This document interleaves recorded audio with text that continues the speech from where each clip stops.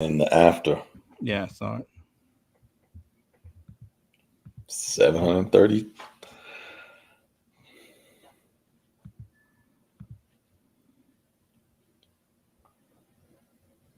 Okay, here we go. So live stream's up. So hi, this is Shock Exchange.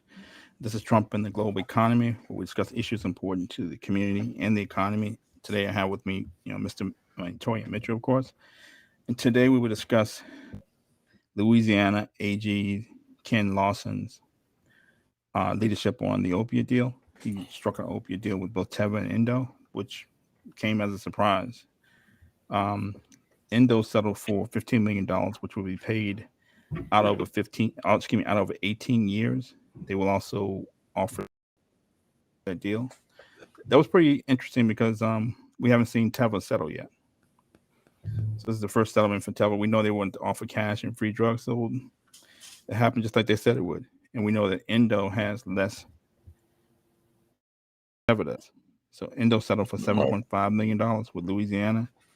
It wasn't determined whether Indo would pay up front or over 10 years or 18 years, but the settlement news was well received. Stock spiked initially, but closed close to where the close to the open. Teva shares have been rallying over the past couple of days, so it appears that someone may have known about the settlement, or may have been rumors on the street about it. And the thing about this settlement was that it was less contentious than other settlements, particularly in New York and Tennessee for Indo. Indo settled for 50 million in the state of 5 million in Sullivan County and several other municipalities in Tennessee. And there was a lot of back and forth with the judges and state AGs in those states and those counties. This was less contentious, which was I thought was and the state AG showed the ability to get a lot of the back and forth and bombastic press releases. So I think the state AG of Louisiana showed leadership, get these deals done, and get funding for treatment and prevention, which was supposed to be the point of all these opiate deals to begin with. We know that and these opiate manufacturers and distributors play a part. They weren't the sole parties, but they played a part. Admitted their part, and they've shown a willingness to pay to help fund treatment and prevention. But this seems more like a political event than a legal issue because these were legal drugs they were selling, approved by the FDA and prescribed by doctors. The FDA knew what they were selling and where they were being distributed. The lawmakers knew where they were being distributed. And while the um, opiate prescriptions used by like 60% compared to, I guess, 2011, drug overdose deaths have continued to spike. They reached 93,000 last year, up 30% year over year, and related drug opiate related deaths were about 70% of total drug related deaths. So now people are complaining about that they can't get pain related drugs and that the drugs that people are ODing on, are, opiates on the black market, street fentanyl shipped here from China and Mexico, and these drugs simply aren't safe. At least a few years ago, when people were taking opiates, at least they were FDA approved. Now we don't know what they're taking, and it's less safe, and it's killing people. So overdose deaths, despite drug prescriptions, the fact that drug prescriptions have been cut. But anyway, I think positive event for Endo and Teva. It could portend that there will be a domino effect for opiate settlements. We know that a trial in California is about to wind down. We know that Endo settled with New York. Could be only a matter of time before Teva, AbbVie settle with New York. I'd love to see a global opiate settlement, but if these deals have to happen in piecemeal, I'll take that. But I would love to see President Biden step in or the DOJ, Merrick Garland step in and say, look, get everybody in a room, sign a global opiate deal for these smaller manufacturers, and stop being a nuisance to the public. People need funding for treatment and prevention. Communities need funding for treatment and prevention. Let's get these deals done and move on. They've already signed a global opiate settlement with and the big distributors. They signed one with Purdue Pharma, which was the worst actor of all the opiate manufacturers. They signed one with Purdue with Mallinckrodt, and Mallinckrodt and Teva and Purdue Pharma all had more market share than Endo. So, meanwhile, shareholders of Endo and Teva continue to get punished while we wait for a global opiate settlement that you know hasn't come yet. It's been 4 years. Sellers are manipulating these shares and pounding these stocks by selling shares short or borrowing shares, selling shares that they don't own to manipulate the shares lower. So that's sort of my take. I think it was a pleasant surprise. I think the Louisiana AG showed some leadership in getting these deals done. I wish other state AGs would also show leadership and settle these deals and get funding for these communities. Yeah, I think state AG needs to be commended for, and I think too well commended for wrapping up, wrapping up settlement, just getting a deal done. Was one of the things, base of the things that we're talking about. So kind of a high level, but how was impact real communities on a very real and visceral level. And when you look at Louisiana, it doesn't get more visceral than that. The nearly 1,200 deaths in Louisiana, a little over 40% of them opioids. So I think that does one what we're seeing on a national level, and it corroborates the fact that a certain percentage of these folks may have needed the drugs, may have been hooked as a result of drugs because of a previous injury or condition, pain, and now because of kind of vast approaches to lock it off completely, as opposed to kind of weaning off, or at least giving the public a pathway to better sources or better options, and just going cold turkey. I'll force these folks to seek other places and not regulated that, as you stated before, don't in the drugs. They don't even know if the only way they're going to know for certain is after ingestion, right? And that's where it becomes dangerous. So, that's kind of what we have speculated with some of the more recent celebrity deaths like Michael K. Williams and others. But yeah, I think that this is that to put issue. It's not just a numbers issue. It's not just even a money issue. This is a public health issue. This is a community issue, and it really does impact families to be able to get the funds that they need. And I commend the state AG for getting and getting those funds that need them. Million out of from Endo, 15 from.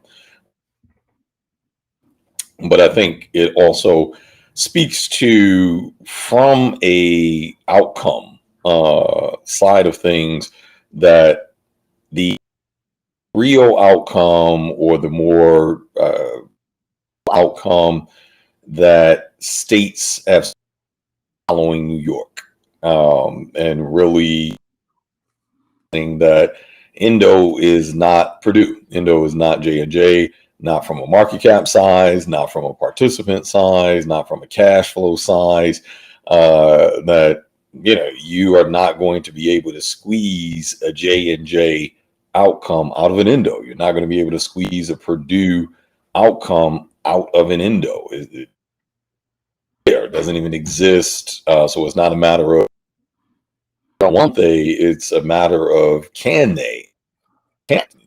and they can't because it doesn't exist. So I think now that the outcome of New York happened, I think it has set the bar in a more realistic way.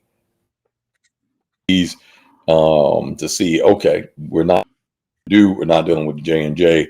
You know, we've got a pussyfooting around and, like you said, politicizing these settlements and, you know, trying to gain political points for, you know, a potential run, gubernatorial, whether it's congressional, but in other words, politicizing as a mechanism to climb a political career ladder.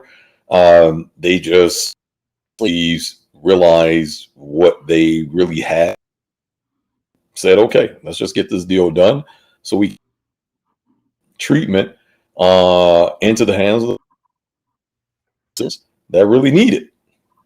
Because the reality is states are facing declining income bases by way of you know, seeing residence numbers, you know, cities like LA where certain percentage of the population, you know, whether it's 3%, 5%, 10%, which may not sound like a whole lot, but in real numbers, because now the tax base has decreased. And for those that may not be aware, that's where the funding for services such as prevention and treatment come from. That's how we're able to have social workers. That's how we're able to have education programs. That's how we're able to pay teachers. That's how we're able to pay sanitary workers. That's how we're able to provide public health services are through the tax base. And states prior to the pandemic, prior to the opioid crisis, states' coffers have already been depleting. You know, I've stated that several times before. I think that was part of the motivation for politicizing opioid crisis from AGs is looking to get a payday out for the states. But you know, when they see the reality of what this thing really is, because state coffers since, you know, over the last 4 years, it's only gotten worse. So not only are you have a depleting tax base, but you also have a decreasing tax base through stagnating wages as well. Now that unemployment has been going on for nearly 2 years, although there are some taxes that are paid through unemployment, but it's still not the same as a tax, having taxes through pure labor-based wages. So in other words, you got a depleting wallet, and this wallet only gets thinner and thinner and thinner with each passing year. So you know, you don't have time for the BS. You know, like you got to get down to brass tacks and understand the bird that you have, and take advantage of that bird. Close the bird instead of trying to go for the two in the bushels. And Louisiana is done, and I think that's what they need to be commended for. And like you stated earlier, I think that now seeing Louisiana, especially after seeing Tennessee and New York, that state AGs are more inclined to, you know, come to the table with some numbers. You know, the evidence is out there. You know, Indo didn't produce any more evidence that has already been out there for every state to see. Hence, what Tennessee, Oklahoma, even after all of the posturing, and you know, we thought the sword of Damocles was going to drop on Indo. But no, not that. No, when you got, you know, even judges that are, you know, spitting vitriol the benches, but at the end of the day, you still have to contend with the material reality. And the material reality was that this is a limited manufacturer that had already pulled their only opioid off of the shelves in 2017. They weren't even required to at that point, where manufacturers such as Insys and Purdue were still, J&J was still keeping their products on the shelves and still forces to get more sold, even though they saw kind of the ticking clock. So, you know, the long and short is that I think it is kind of wake up time for state AG. You said it would be ideal to see a global and just kind of rapid swoop. But even if continues at this pace, obviously with that, the market responded expectantly so. As soon as the news dropped, market 1:59 p.m. I think the article about the news dropped at 1:57. About 1:59. The market had already traded over 1 million shares in Indo, causing the stock pop from I believe like 343, topped out at 371, which is really at this point a 60-day high of that 333. Still came back down. One of the more interesting things, you can argue that shorts were kind of having a field. Upon closer inspection, I think there were retail, just retailers taking profits off of the before, as the old adage goes, you can never get hurt taking profits off the table. So I'll never blame retailers for doing just that. However, it would seem to make a little bit more sense for a company at these prices to hold on a little bit longer, hold out a little bit longer, bigger for the potential bigger payday. The volume drastically declined, like I stated, like 159 million shares traded, and literally 5 minutes later, we were down to like 60,000 shares being traded, 40,000. There were a couple of touch points that came under 10,000 shares traded in that minute. So the volume like quickly just, and obviously the stock price long. So I'm well aware that there are out there that are pretty much looking to scalp and be a part of the momentum, try to take the biggest chunk of profits as possible, and then come back the next day and do it again. And you can do that fairly reasonably with Indo continuing at this pace. As we have noted that looking at these barbarians, there's a couple that we believe sitting on the cusp.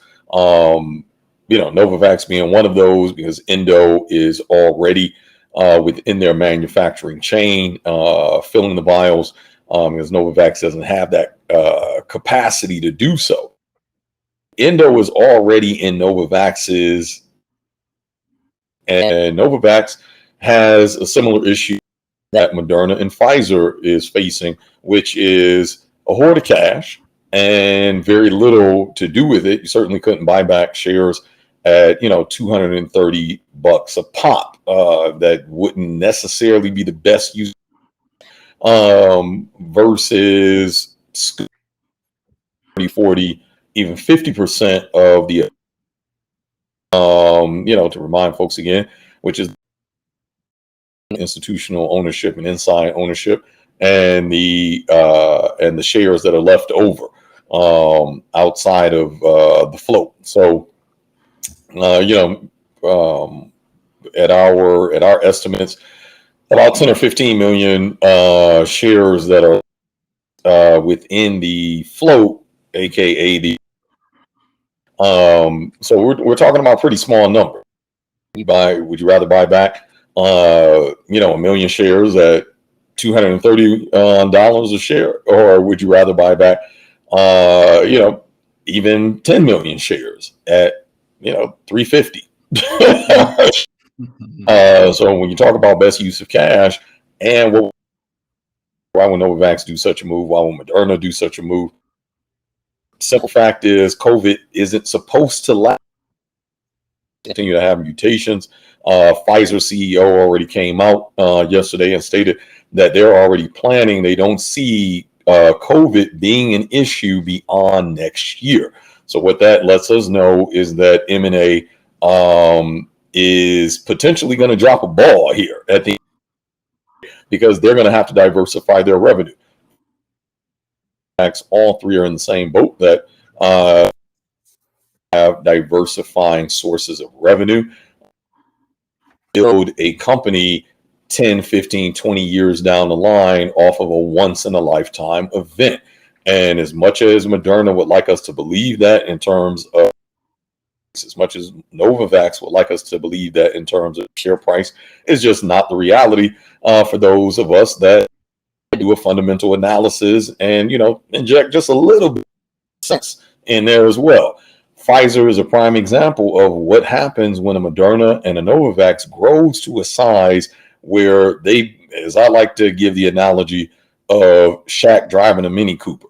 When Shaq gets in a Mini Cooper, his head, shoulders, arms, the ceiling, the windows, probably down both windows, just to stick his out comfortably so he can hold the steering wheel. So this is that when you grow to a certain, you've actually grown beyond organic growth of the market. And Pfizer's share price has been sliding in spite of having a COVID contract and the largest of all manufacturers, about 25, which represents really represents about 10 years of annual profitability. They get about $2.5 billion of profit annually. So getting a $25 billion contract for a one-time event, you got about 10 years worth of profitability in one fell swoop. But if your stock price is declining in spite of that, well, to me that shows the true value of the issue that's happening for your other within the pipeline. So it's only a matter of time before Moderna and Novavax are looking at that stark reality as well.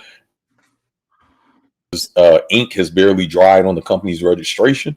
They're going to see a stark reality come significantly faster than Pfizer has. Pfizer is a well-heeled, company that's been around for a long time as a household products that are in people's cabinets. It has one product. Novavax has a single, and it's largely, according to some folks, not tested. They're not as much as a well-heeled and household name as Pfizer. So them facing the same conditions that a Pfizer is facing, then obviously we're going to see the same.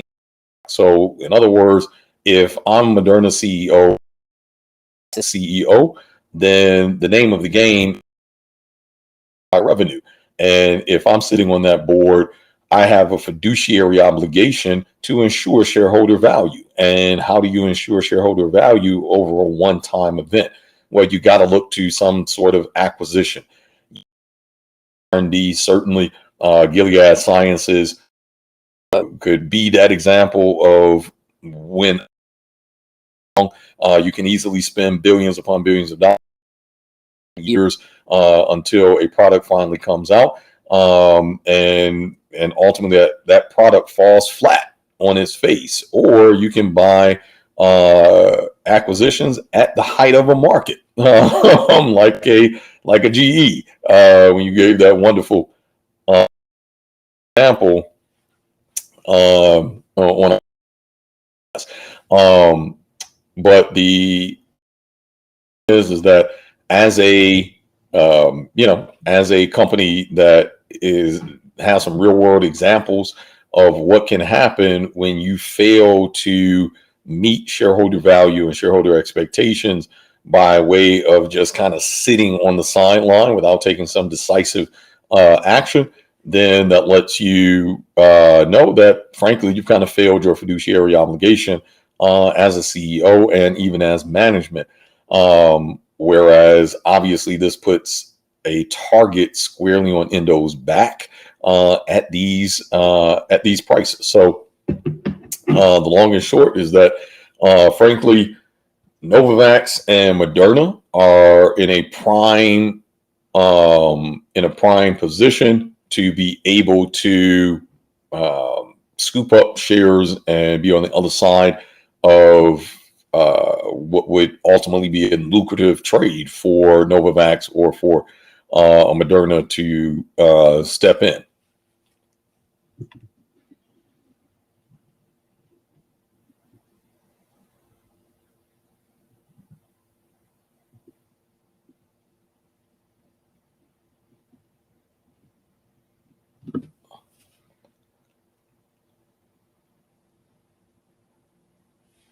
I think we might be experiencing a little bit of technical.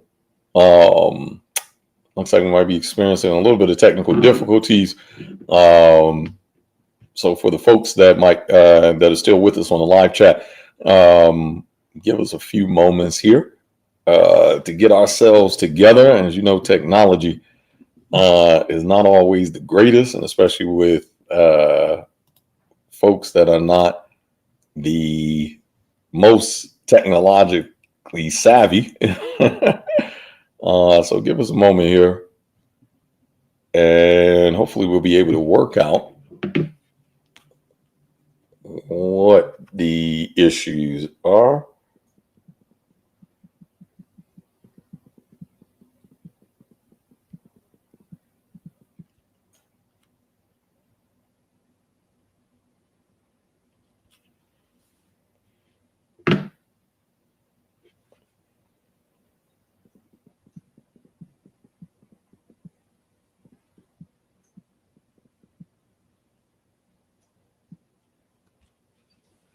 Let's see if we can see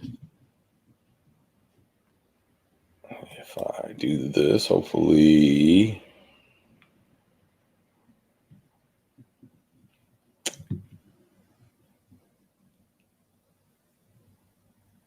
okay. Hopefully that has fixed a little bit.